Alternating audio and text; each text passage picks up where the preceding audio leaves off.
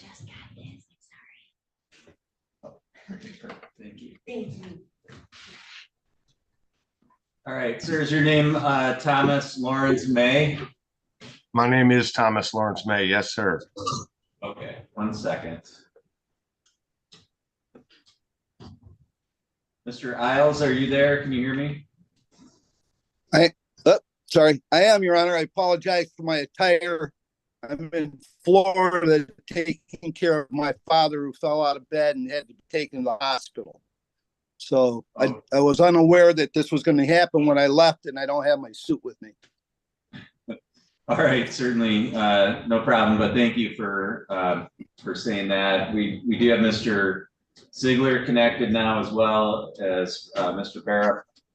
We'll go on the record. This is People versus Thomas Lawrence May, case number 244826. The record should reflect Mr. May is present today by Zoom video, along with his counsel, Mr. Isles. Again, we have Mr. Barrett present on behalf of the probation and Mr. Ziegler on behalf of the people, all parties by Zoom. Mr. May, you're before the court today for arraignment on some alleged probation violations. Just to make a record, Mr. Barrett, I received a communication this morning indicating that you were going to dismiss count 1 of the violations. Is that correct? That's correct, Your Honor. That was charged inadvertently by me. It was a mistake on my part. There was an email correspondence back in late May from the defendant notifying me that he did have police contact in relation to in regards to the current violation. Okay, so Mr. Isles, there's 4 counts in the alleged probation violation. Count 1 had to do with reporting the police contact, so that's going to be dismissed. So there are 3 alleged violations left. Count 2, Mr. May alleges that you violated condition 5.1 of your probation, which in that you drove a motor vehicle on or about August 31st without a driver's license. That's a technical violation. Mr. Barrett, have there been any previous technical violations in this case? No, Your Honor. Okay. So Mr. May, if you're found guilty of that violation, the maximum penalty you can face would be up to 15 days in jail. You're also charged with 2 non-technical probation violations. At count 3, you're alleged to have violated condition 1 of your probation in that on or about May 26th of 24, you assaulted Bridget May. Count 4, also that you violated condition 1 of your probation in that on or about August 30th, 2024, you operated a motor vehicle without a driver's license. If you're found guilty of either of those violations, it could subject you to the maximum penalty on your underlying charge, which would be up to 5 years. Do you understand the allegations and the maximum penalties that you could face? I do. All right, you do have the right to have a hearing as to whether or not you actually did violate your probation as alleged. You also have the right to counsel. Of course, Mr. Isles is present on your behalf today. Mr. Isles, have you had a chance to speak with Mr. May? Not since I received what the violation, the counts of the violations. I have not. However, Your Honor, we're going to ask for a hearing on this matter.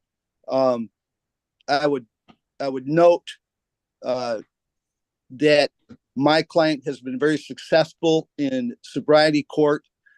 We disagree with the count indicating he assaulted his daughter. Quite frankly, we believe that it was a ploy by the child's mother to try to gain custody. There's been a hearing on that already. The problem that we have is twofold. I'm here to ask for bond. Number one, my client has liver cancer, had surgery this spring. He's been unable to work. He works as running his own business, cutting down trees, and he's just been diagnosed with colon cancer. In fact, on Friday, he has to be in the hospital for a procedure. So, today, all I would like to do is say not guilty, not responsible for any of these, and set this up for down the road, since logistically I'm down in Florida, was traveling when this all occurred, and asked to set a bond to get him out so he can get to the hospital. It's my understanding that the daughter, who had spent the summer with her mother, is now back in his household but she has been taken back to her mother as of yesterday. So the no contact issue will be resolved that way. All right, thank you. So the court will enter not guilty plea on behalf of Mr. May with regard to each of these charges. I will set this for a hearing. We'll set it for at least 30 days out. Mr. Isles, do you have any objection to that? No, Your Honor, that would be helpful. All right, Mr. Barrett or Mr. Ziegler, any objection to that time frame for the hearing? No, Your Honor. No, Your Honor, and I have no objection to bond either. Okay, Mr. Barrett or Mr. Ziegler, do you have any recommendations given for conditions of bond? Your Honor, I would just note that I'm aware of Mr. May's history. He's in the sobriety court program. While Mr. Isles and I probably disagree about the nature of the underlying offense, we don't disagree about Mr. May's need for treatment in the coming days and his diagnoses. So I would ask the court to either give him a PR bond or a low bond that he would be able to post.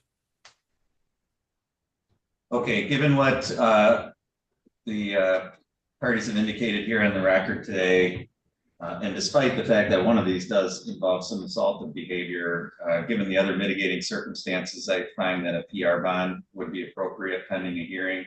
So the court will set this as a $500 personal recognizance bond. So Mr. May, you don't have to pay that money to be released, but if you fail to comply with the conditions of your bond, you may be subject to that. The court will also include as the conditions of bond all terms and conditions of probation. So Mr. May, you're still going to be subject to all the terms and conditions of your probation while this is pending, okay? Yes, sir. Mr. Barrett or Mr. Ziegler, anything further from your side today? Just that, Mr. May, when you're released, just report to the office before you leave, okay? Yes, sir.